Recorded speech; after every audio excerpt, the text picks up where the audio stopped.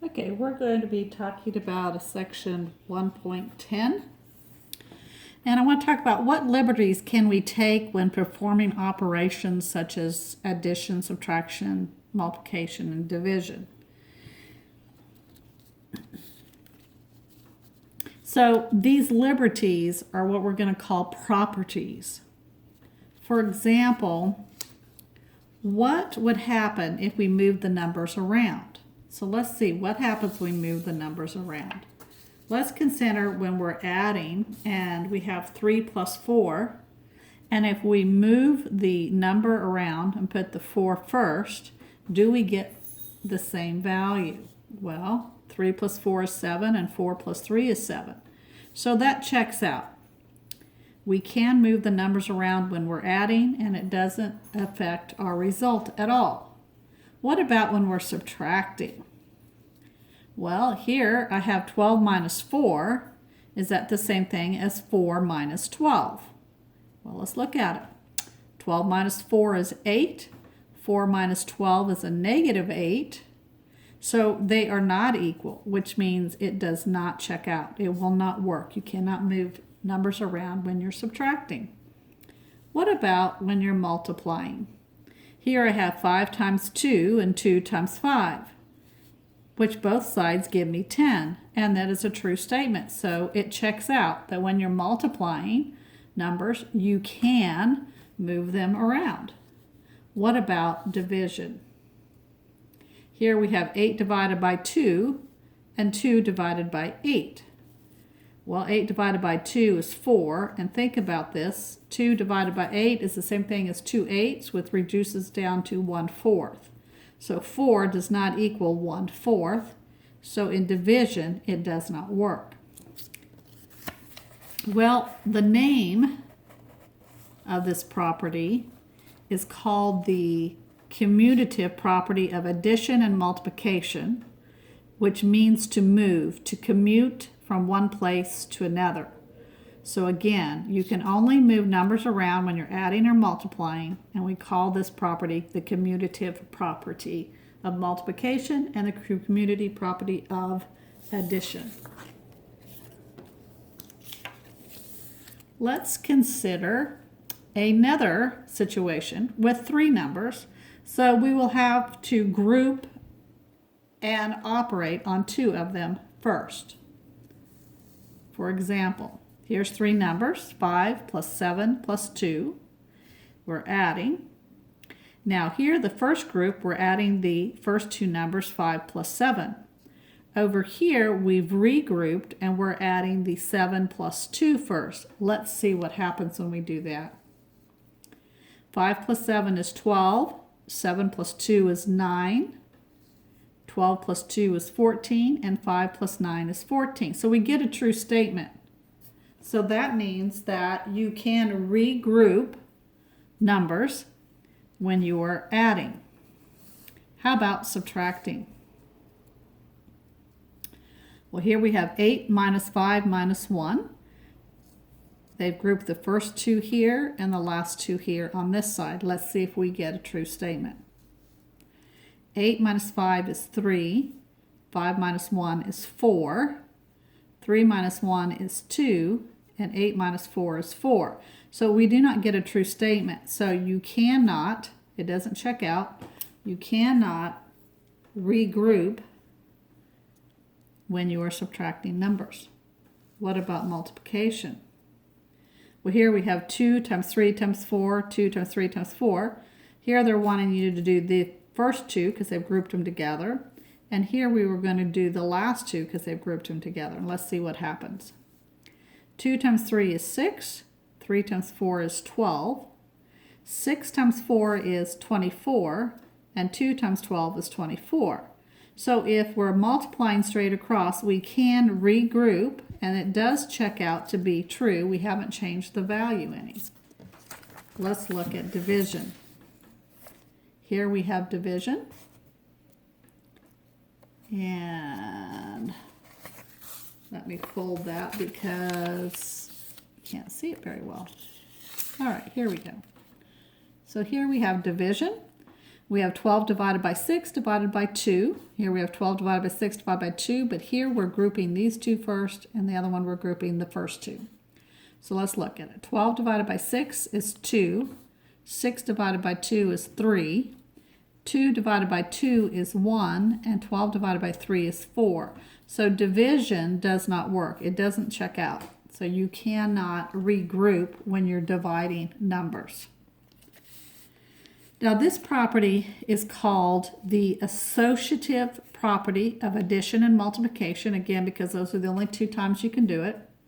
So it's the associative property. And think of the word associate. Who do you associate with? Who are your friends? Okay? Who are you associated with? If someone was to think of you, they might think of another person because they see you hanging around with them all the time, right? So think of associate, or associate is regrouping. Okay? Another way to look at this is, perhaps maybe I could say that 5 plus 7 were friends, right? But then they had a fight, and 7 decided they wanted to be friends with 2. So they wanted to hang out with 2 instead of hanging out with 5 anymore. So associate, regroup. Hopefully that helps you remember the name. Right now, another important property involves a combination of operations and is illustrated by this situation. Suppose I want the entire class to receive some information. There are two ways I can accomplish this. I can get all the students together and read them the information to them as a group. So I can get you all together and read the information to you as a group. Or I can hand out information to each student as they enter the room and then tell them all to read it themselves. So I can then hand them all out, all this information. Either way, the task is accomplished. Now mathematically, that situation looks like this.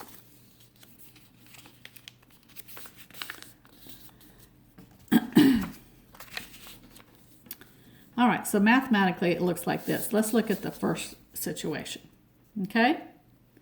Now we know the order of operations is here. We can do what's inside the grouping symbol, which is add and get 10, and then multiply that 3 and get 30. So here what I've done is I've gathered this group of addition together, these group of addition students here together, and I'm sharing and reading once I've gathered them up, I am reading or giving them the multiplication of 3. All right? Now look at this particular problem. Instead, I'm going to distribute. As the students come in the door, I'm going to give each one of them this information of multiplying by 3. So I'm going to take the 3 times the 8 and then the 3 times the 2. So I'm giving each one in this group the information of 3. And 3 times 8 is 24. 3 times 2 is 6. 24 plus 6 is 30. So either way that I work this problem, I'm going to get the same answer. Now notice, we are multiplying to a group that is being added. Okay? So in this case, it works when we are adding. Let's look about what it does when we are subtracting.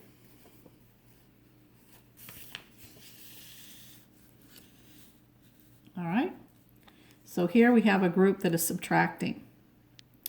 I can go ahead and use my order of operations and take 8 minus 2 and get 6. Or I could take this 3 times the 8 and the 3 times this 2, right? And I can distribute this out, right? And I get 3 times 8 is 24, 3 times 2 is 6. Well, 3 times 6 is 18, and 24 minus 6 is 18. So it checks out. So if you are subtracting within the group and you have a multiplication on the outside, then you can use that property. And we know this is distributive property. I'll just go ahead and tell you the name. Okay, so it works with subtraction. Does it work when we are multiplying? Well, let's look at a multiplication. Here we're multiplying all the way through. I could take, I'm going to do this one first, 8 times 2 is 16, because this is our order of operations, and 3 times 6 is 48. So we know this is the result that we're wanting, okay? If I distribute it out or hand out this information of 3 times 8, and 3 to the 2, 3 times 2, so that's going to give me 24 and 6, but 24 times 6 is 144. So it does not come out the same, it doesn't check. So if you have multiplication all within the parentheses, you can't do the distributive property, okay? What about division? Here I have a division problem. 3 times, and then here's the division within the group, 8 divide 2, right? So let's see what happens when I do the order of operations. 8 divided by 2 is 4, 3 times 4 is 12. Okay, so this is the result that we're wanting. Can we distribute when we do division? Well, let's look at it. 3 times 8 and 3 times 2. 3 times 8 is 24, 3 times 2 is 6. 24 divided by 6 is 4. So we do not get a equal value. So if there's division all inside the group, you cannot distribute that 3 out. It does not work. We call this handing out numbers, right? We're handing out this multiple of 3. We're handing it out, the numbers, and it only works for addition and subtraction. And again, we call this distributive property of multiplication to addition, and distributive property of multiplication to subtraction. And we've discussed distributive before. All right, now let's look at some properties with special numbers such as 0 and 1. So let's look and see what is special about 0 and 1. We'll start with 0. Okay, we're going to look at some unusual things when we operate with 0. For example, if I was to take 12 plus 0, I get 12. No change occurs, right? So I actually get the same thing that I began with. Nothing changed. What about with subtraction? 7 minus 0 equals 7. Again, I got the same identical thing that I started with, 7. So no change occurred. We call this the identitive property of 0, meaning that when you add or subtract 0, you will always get the identical value back that you started with. So we call that the identity property of 0. Let's look what happens when you multiply 0. Here I have 9 times 0. Well, 9 times 0 is 0. In fact, anything, a times 0 is 0. It doesn't matter what you're multiplying times 0, it's always 0. We call this the multiplication property of 0. What about when we divide 0? What happens? All right, so let me fold this up here. Okay. Now you've heard that you can't divide by 0. Well, that's not necessarily true. For example, if I was to take what is 0 divided by 0, right? 0 divided by 0 is 0. Does that check? Sure. 0 times 0 is 0. So that checked out. Let's see what else. Well, what if I said 0 divided by 0 is 273? Does that check out? Well, let's check it. 0 times 273 does give us 0. So that checked out. In fact, it doesn't matter what we put here. It could be 1,000,000, right? Because 1,000,000 times 0 is 0. So that always checks out. Here's where we have the problem with this division of 0, okay? Any numbers check. So the answer is not unique. And it must be unique by our definition. So we do not allow you to divide by 0. Because when you do that, you don't get a unique answer. Here we got 0, 273, got 1,000,000, right? It's not a unique, specific, existent number. So you aren't allowed to divide by 0. But let's look at another case when we're dividing by 0. What if I take 5 divided by 0? So 5 divided by 0, what if I said the answer is 0? Well, let's check that, okay? We're going to do the check step. And we get 0 times 0 is 0. Well, 0 times 0 is 0, but we wanted 5, right? We were hoping to get 5 down here. So this doesn't work. What if we took it again, but this time we said the answer is 5? Well, let's check it. 0 times 5 is 0. We were still trying to get 5. Okay, so this doesn't work as well. So the fact is that no numbers check out when you try them.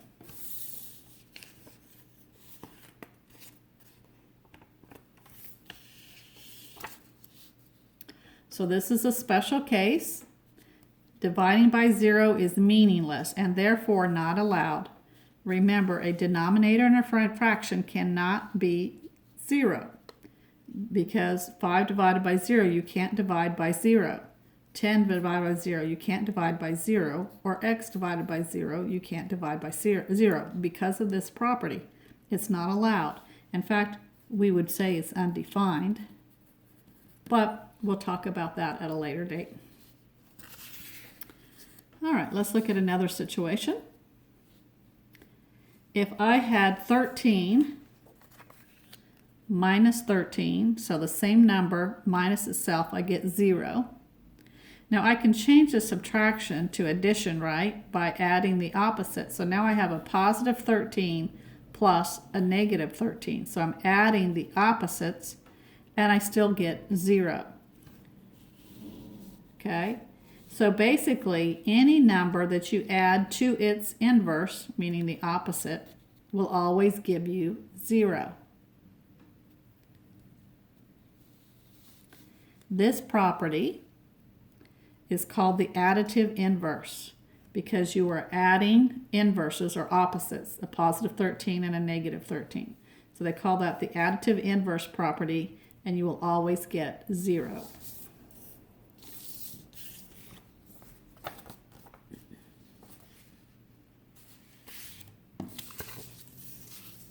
Now let's look at a unique property of 1.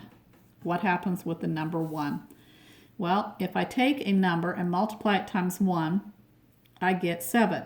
I get the same identical number that I started with when I multiplied by 1. So any number multiplied by 1 will remain identically the same. This could be 20 times 1 would give me 20. We call this the identity property of multiplication. Okay, because when you multiply by 1, you get the same identical thing that you started with or value. What about division? 8 divided by 1 equals 8, or 8 divided by 1 equals 8. So I'm getting the same, again, identical thing or value that I started with when I divide by 1. We're going to call this the identity property of division. That checks out. So we have the identity property of multiplication and the identity property of division. Let's look at this example. 3 divided by 3. So now I'm dividing a number by itself.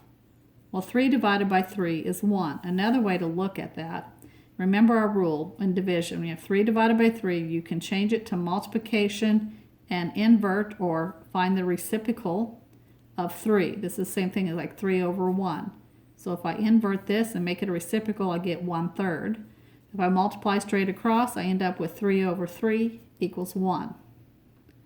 All right, so when you divide a number by itself or by its reciprocal, you will always get the answer as 1. And we call that property the multiplicative inverse property, which basically states that a divided by a is 1 and a times 1 over a is 1. This is the multiplicative inverse property. So I want to recap real quick.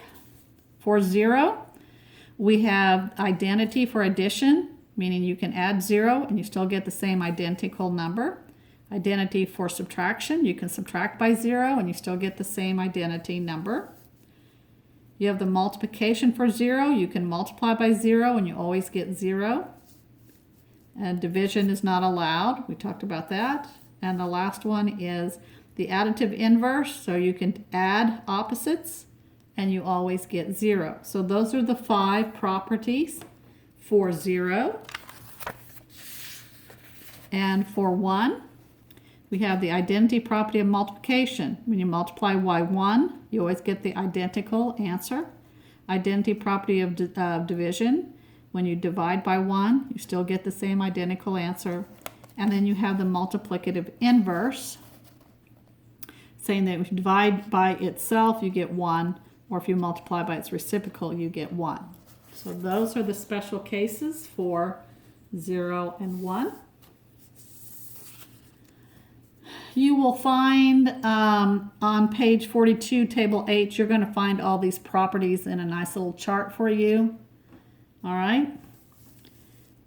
And I'd like you to study the examples in the text of examples A through F on your own. I am going to do G and H.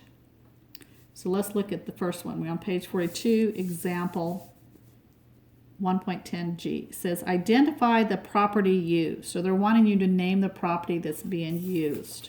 So let's look at that. Here we have x plus 3, and notice they have moved the order around as 3 plus x. So we're going to call this the commutative property, right? Property of addition. In the next exercise, you have x plus y plus z, x plus y plus z. But here they're grouping the first two, here they're grouping the last two. So they have regrouped. What do we call regrouping? Remember, when you regroup, you reassociate, right? So we're going to call this the associative property of addition. Now here we have x plus yz. This isn't x plus yz, is it? So at first you might think they're regrouping, but they're not. Look at the parentheses. Here inside the parentheses I have x plus z. Here in the parentheses I have y, here we have y plus z, here I have y plus z. So they're exactly the same. All they've done is taken this whole expression and moved it to the front. And so since we are moving things around, this is called commutative. All right? They're trying to trick you there. Commutative property of addition.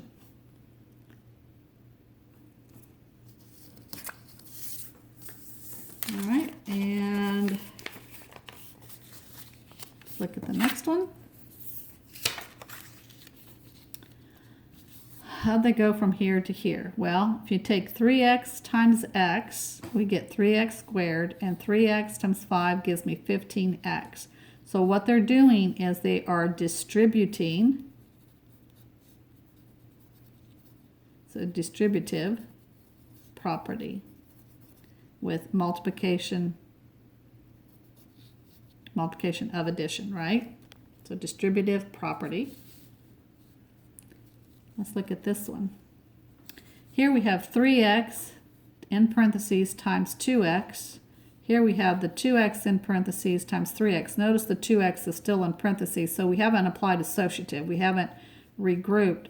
But what we've done is we've literally moved this to the front. So we are moving things around. So this would be commutative because we're moving things around. Commutative property of multiplication. Here I have 15 times 1 is 15, correct? And so that is, we're multiplying by 1, we're getting the same identical thing that we started with. So this is the identity property of multiplication. And here we have negative 2 times 7 times 4 and a negative 2 times 7 times 4. So they're multiplying straight across. All they've done is they've regrouped. They put the negative 2 and 7 in the group. So they're regrouping. So we're going to call this associative property of multiplication. Now you could not distribute this, remember, because you can't distribute only if they're adding or subtracting inside. Since they're multiplying, you can't even use the distributive property here. All right. And so all they've done here is regroup.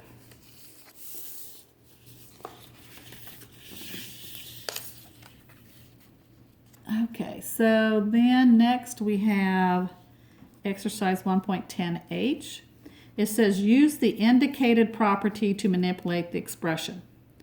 So here we have 9 plus 0, and they're wanting you to use the identity property of addition.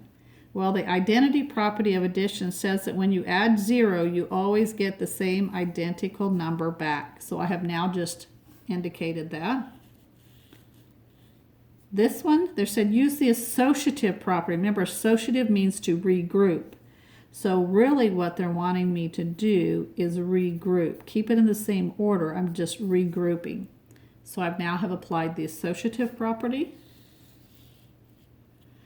Here they're wanting you to use the commutative property. Commutative means to move around. So they want me to take this whole thing and move it to the front and move the positive 2 to the back. And I've now applied the commutative property of addition. Here they're saying, they give you 5. They want you to use that inverse property of 5. The inverse property of multiplication states that if I have 5 and if I multiply by the reciprocal, then I'm going to get 1. This one they're wanting you to use the distributive property. So I'm going to distribute this x. X times 4x is 4x squared. And x times 5 is 5x. So I've applied the distributive property. And this one they're wanting me to use the commutative property.